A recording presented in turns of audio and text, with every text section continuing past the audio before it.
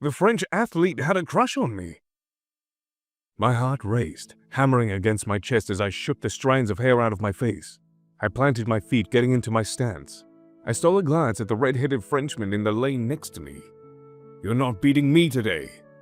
Jono's voice is heard in the distance. He called the race and blew the whistle. Next thing I knew was the wind.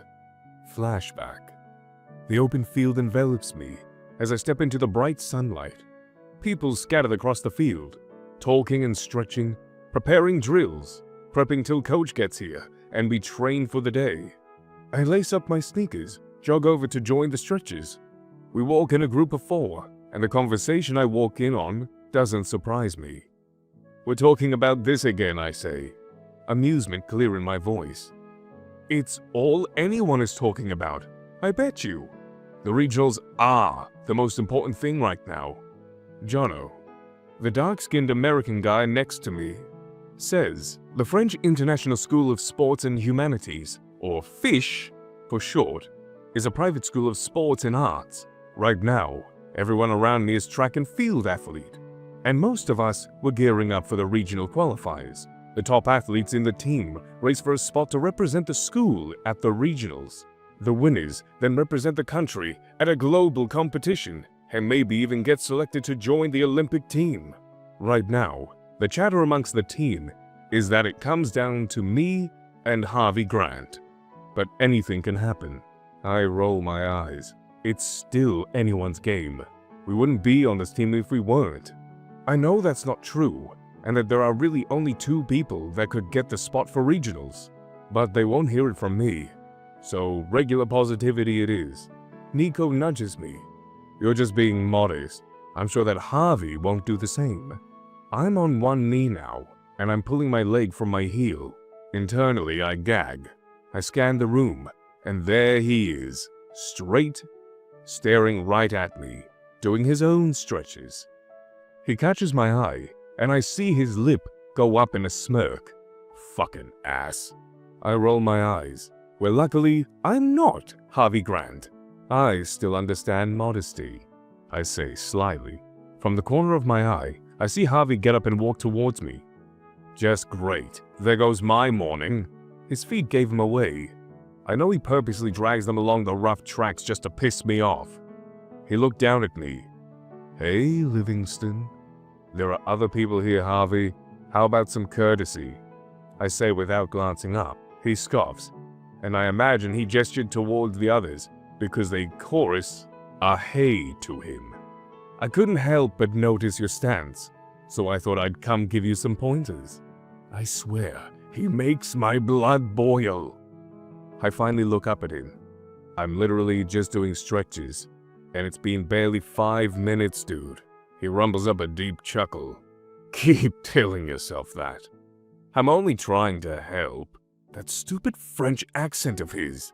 "Listen, Lumiere, I know you're just so giving, but I don't need any help from you. Thank you very much. Now, if you'd excuse me."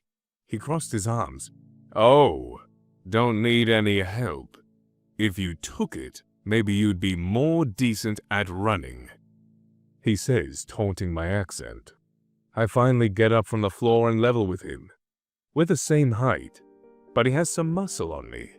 Not that he intimidates me in any way. I sneer at him. "You're in a good mood, aren't you? Well then, coach isn't here yet, and I'm aching to race, so why don't you put your money where your mouth is and try to beat me?" A grin makes its way to his face. Cute. A challenge.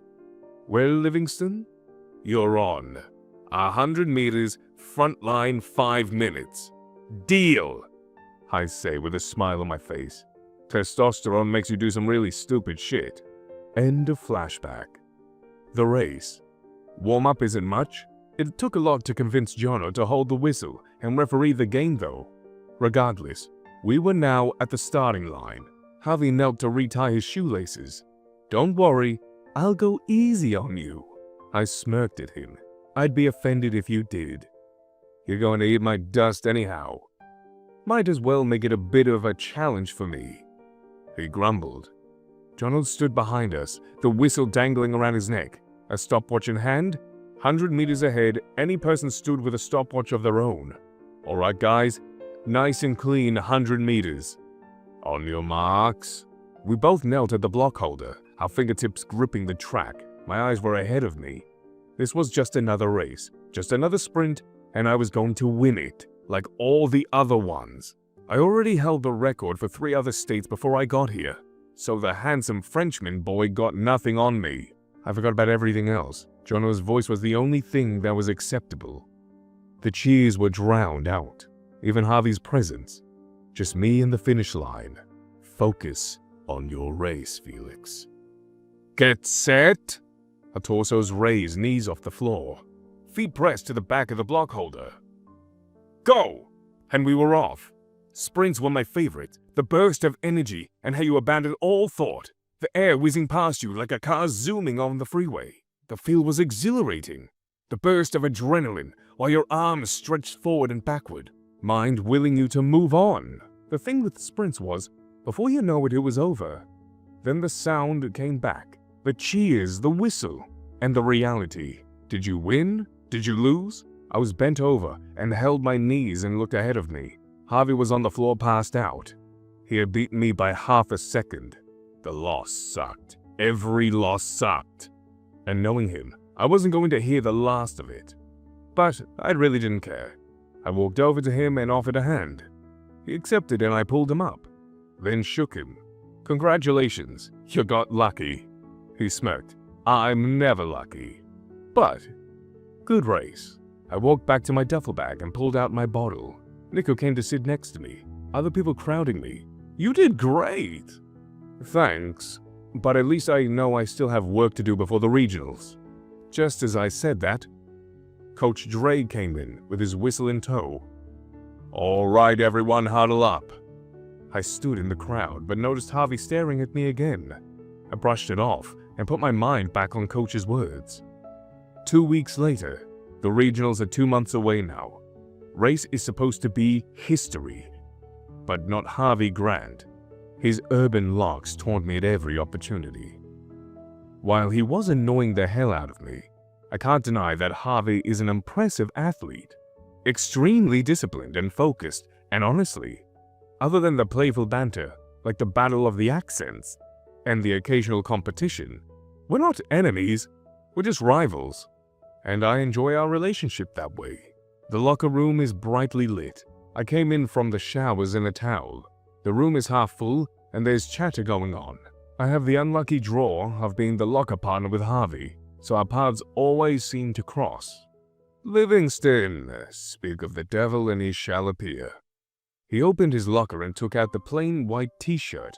I glanced at him a little and noticed a scar above his right pec and a dog tag dangling over the beads of sweat over his chest. Annoying or not, Harvey was built different. Harvey turned to look at me. Are you staring at me? The amusement clear in his voice.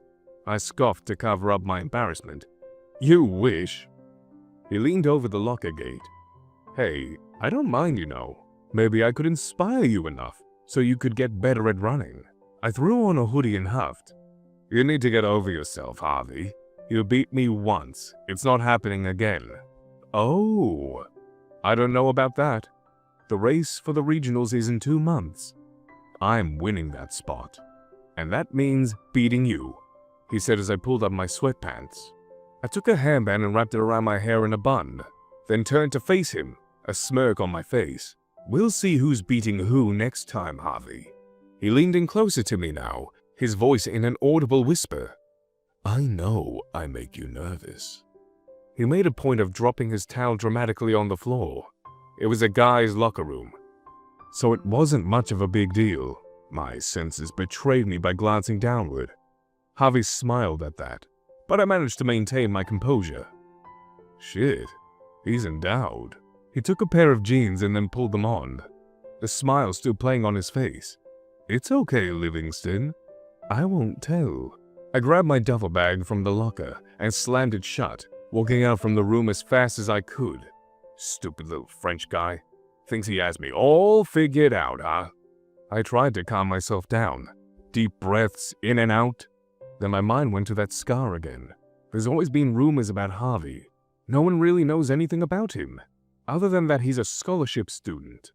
Sure, he's cocky and arrogant, but there's always been an aura of mystery, and people tried to get a peek underneath his hoodie. But it's all been crickets. He's friendly enough that people like him, but he's closed off enough that people are intimidated by him. Not to mention his clothing choice. Leather was his best friend, and his boots gave him up from a mile away. And add in the red hair and baggy clothes, and he was the sexiest mystery to exist. And he currently had his eyes set on me. Later that week, "You guys want me to go out with you?" I asked, looking up from the books spread across my bed. "Yes. Watching you study this whole time isn't fun for us. You make us feel like we're not serious or focused enough." Even though we are. Enrique, my roommate, says, "Well, no offense guys, but I have a certain GPA to keep. I need to stay on this team. Just go out and have fun without me. You'll have way more fun, I promise." Jacques chuckles. "Yeah, and we'd come back and we'd be walking on eggshells with you because you're making way too much noise or blah blah blah. You're coming with us. Peer pressure? Majority rules." It seems like I had no choice in the matter, so I gave in. Fine, give me 10 minutes to change. 40 minutes later, we're walking into a club. Not just any club, a gay club. It was lovely and upbeat, the rave music filling my ears as we got closer and closer. Inside, the neon lights shone so bright, they were kind of blinding. Thank God I wore my shades. Tristan yells over the noise, "We should get a drink first." None of us pre-gamed before leaving, so everyone had a head start on us. "Enrique, can you get us a booth?" Enrique nodded and disappeared into the crowd. Tristan led us to the bar and ordered a round of mojitos, paid for it, and went to find Enrique. Fast forward an hour later, and we finally were officially tipsy. Enrique and Tristan had disappeared to dance. Then, Jacques joked that we shouldn't expect them back. Then he started talking to this guy, and soon enough, they were making out, leaving me bored. I got up and went to the bar to sit. An empty stool was next to me, and I ordered a gin and tonic. I knocked back the liquor in one go, which slightly burned the back of my throat. I asked for another and took a gentle sip instead. The seat next to me becomes occupied, and I glanced to see who it is. Urban curls and blue eyes stared at me, covered in a familiar leather jacket and dangling trinkets that could be heard over the sound of the music. He finally noticed me and chuckled. "Fancy seeing you here.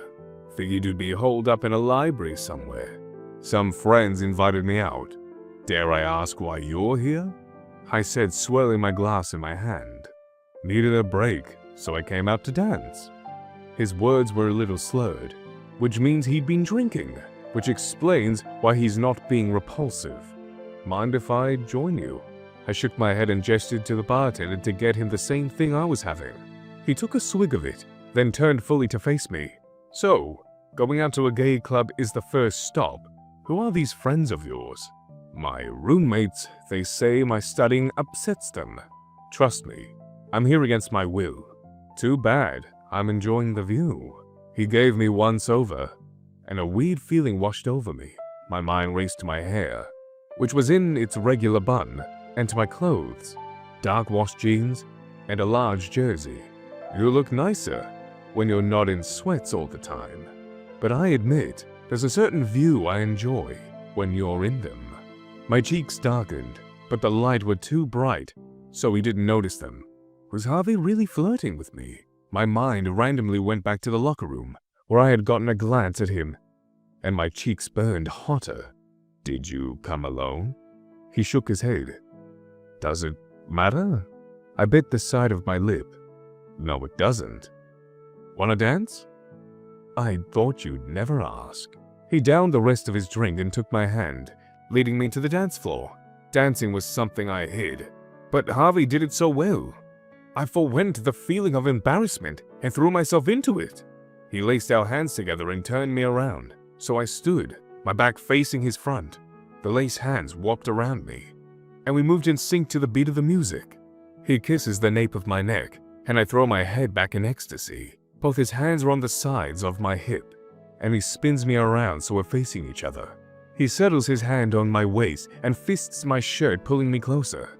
We're inches apart, if not less. He's staring into my eyes. My hands drape around his neck. He plants a kiss on my neck again, and then one on my cheek, then one on my lips. He pulls back to gauge my reaction, to which I bit my lip and then kissed him. His hands are still on the sides of my waist, and our bodies are still moving to the music, but our minds are in bliss. Our lips mold each other, and the fight for dominance. He pulls back. "Wanna get out of here?" I nod and take his hand. I walk back to our booth and see Jacques and the other guy, and tell him that I'm leaving. Then Harvey and I leave and walk to his dorm, closer to the club than mine is. His roommates are out for the weekend, so the whole place is left to us. Harvey kisses me. "You've been in my line of sight for a while, you know. This is just the best reward for patience, I think." "Patient? Please. You're so eager." It was hard to ignore. He smiled in the kiss. Whatever. 3 weeks later.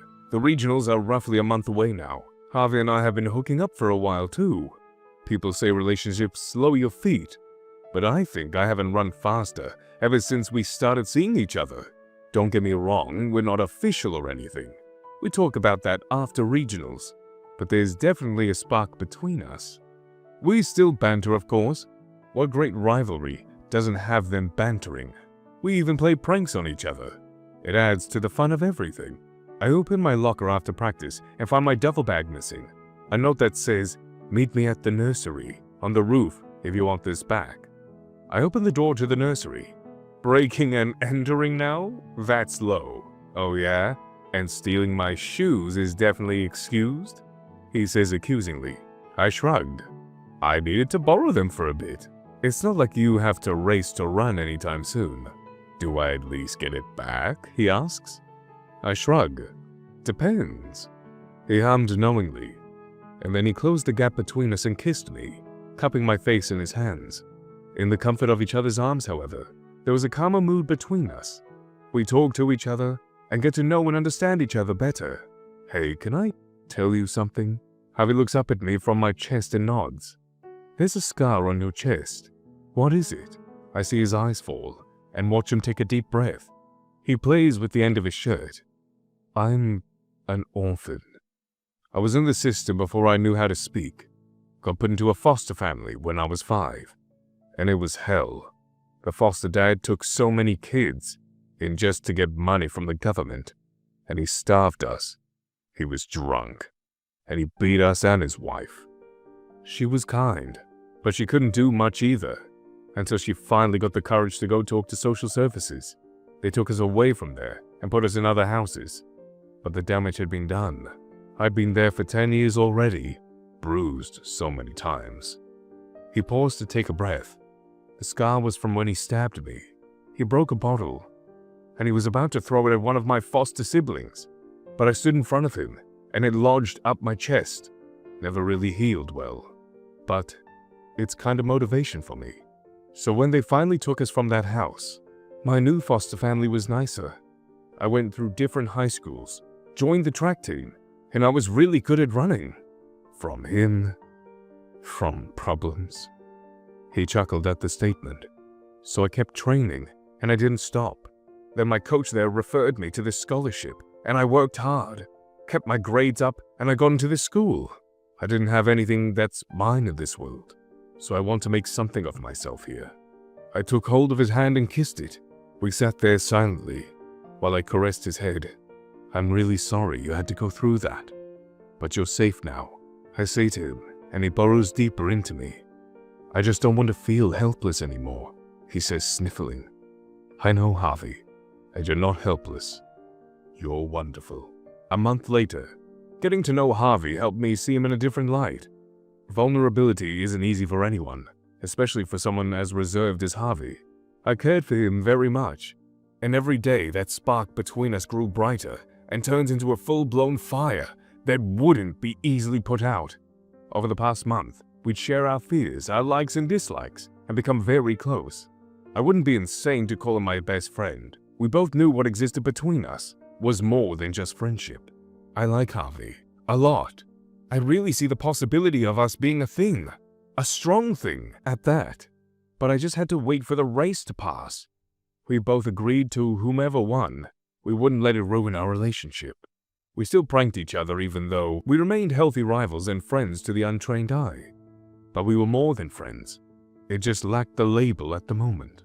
The morning before the race finally came, I had put some late-night training the night before and set an alarm to be up at 4 a.m. I turned to my bed and grabbed my phone with sleepy eyes. 8:15 a.m. What the actual fuck? How did I sleep through my alarm? And take an extra 4 hours? The race was for 9 a.m. and I was this close to being late? I dashed out of my bed and scurried into the bathroom, dumping everything into my duffel bag. I made it to the tracks with just minutes to spare. The coach was already on the track, which showed how late I was. Everyone else was ready to race. I hadn't even stretched yet. Nevertheless, I took my place in lane 5. Then a familiar mop of urban hair stood in the lane next to me. "Hey, you're late." "Ugh, don't remind me. My alarm didn't go off this morning." He chuckled. "Yeah, I know. Surprise." I turned to look at him in disbelief. He kept smiling though, like it was nothing, just a regular prank. I started to say something. Then the microphone from the judge's table came alive. "Good morning, ladies and gentlemen. Welcome to the regional qualifier round at the French International School of Sports and Humanities. Track and Field Division. We're beginning with the 200-meter dash." The voice on the microphone goes to introduce everyone on the field. Then, we take our stances. I kneel down on the block holder, my mind in a frenzy. I can't believe that Harvey would sabotage me like this. Not the time for this, Felix. Not now. I try to shake off the feeling and focus on the race. It's 200 meters. Longer than the last race you had. Take deep breaths and control your breathing. Long strides. Eyes up. Eyes focused. You've got this.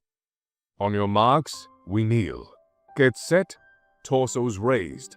The whistle blows and we're off. The 7 athletes that could be taking the solo spot to represent the school in 2 months at the regional games. I tried to block out everything and focus on the race, but I noticed the shadow of Harvey behind me. And my thoughts began to spiral. Did he do this on purpose? Why today of all days? Am I an idiot who let a crush ruin my chances? The thoughts make my head spin, and my pace slows down 75% to the end. I lose control of my body, and everything starts to feel heavy.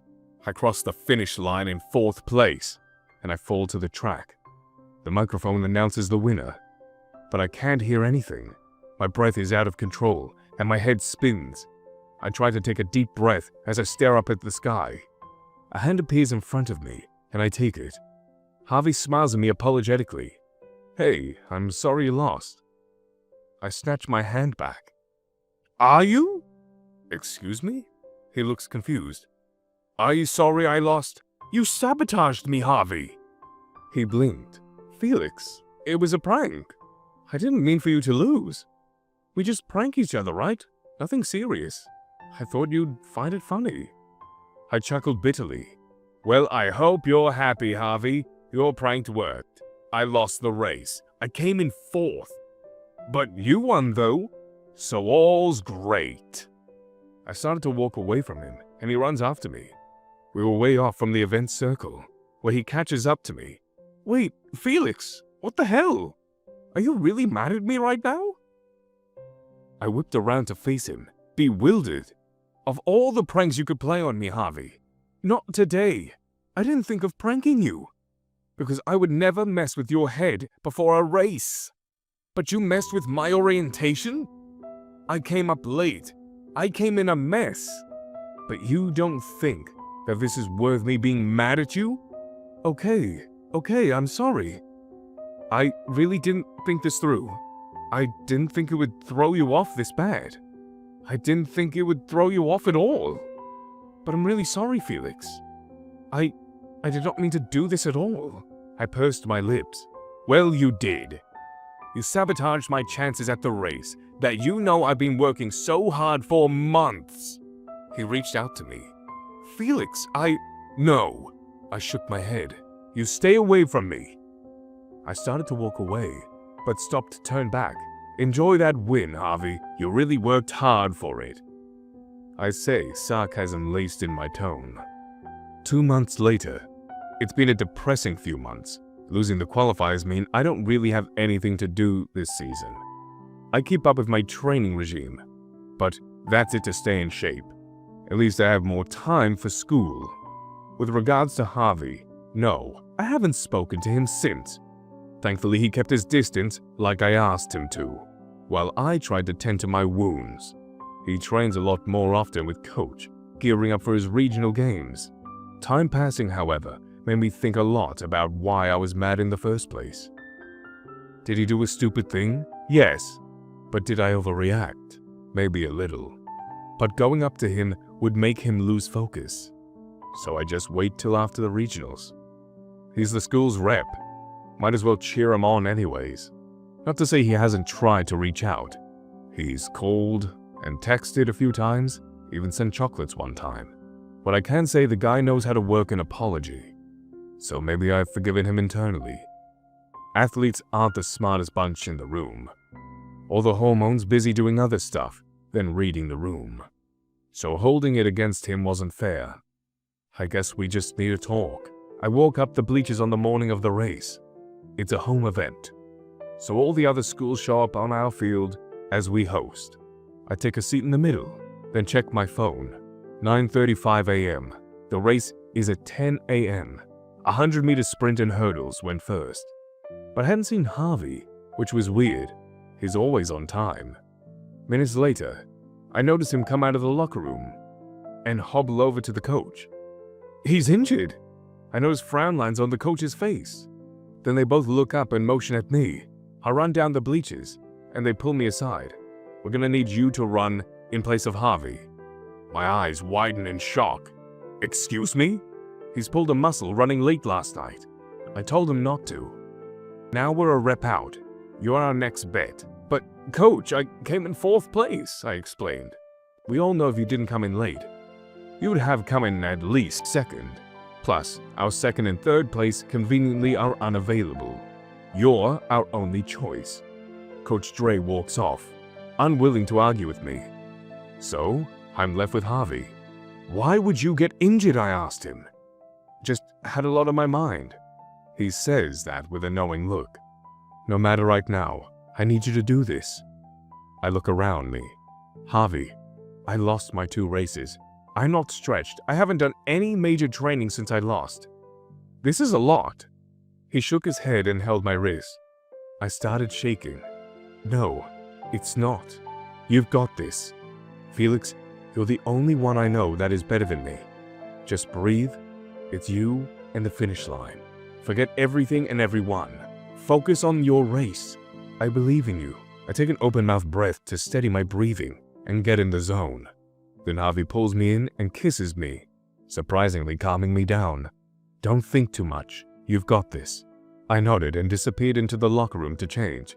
I came out minutes later in time for the race. I stand at lane 6 and the microphone announces the runners. Same as always, we take our stances. On your marks. Get set. The whistle sounds, and my feet move before I can think. Deep breath. Long strides. I keep repeating those words and forget everything.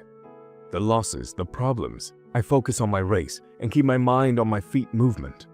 The next thing I knew, it was over. I doubled over to catch my breath, and the sound started to come back to me. The microphone called my name as the winner. And apparently, I had broken the all-time record. All I could think of now was how I didn't pull a muscle. No prep, not enough stretches, and I had won the regional race for the 200-meter sprint. I jogged down to where my team is. Their cheers are deafening, and I can't help but bring a smile to my face. They swarm me and congratulate me, hoisting me up on their shoulders.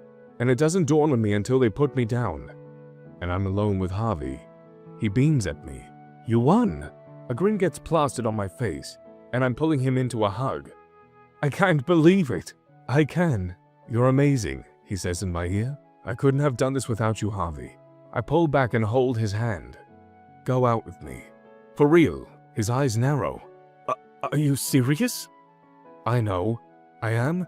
I know I overreacted when I got mad at you. Even though you did do a really dumb thing. But it's fine. I forgive you. I'm over it. And hell, I'm so ecstatic right now. And I just want to share the feelings with you. So yeah, I'm serious. Go out with me, please. His face morphs into a grin, and he nods frantically. Okay, yes. Let's do it. I'll go out with you. I pull him in for a kiss and embrace him. Once again, I'm sorry for the stupid prank. I place another kiss on his lips and smile. Well, let's say this. The chocolates were a really good move. You should do that more often. On a cheat day, of course. Conclusion. Harvey eventually got better, and he starts running again. He considered quitting the team, but I make sure he steers clear of that thought process. I reminded him of how important running is to him, and I may have guilt trip him into staying. Something along the lines of, if you weren't a runner, we wouldn't have met. So imagine what other things you'd miss out if you quit. We were rivals, but rivals who know when to turn off and on the engine at the right moment. Training together became our favorite bonding experience, and we share basically everything with each other. We help each other become the best athletes and people we can trust and people we can be. The end. Have you ever fallen in love with your rival? How did that end up? Thank you for watching. Consider subscribing to become a part of our Rainbow Force. And stay wholesome.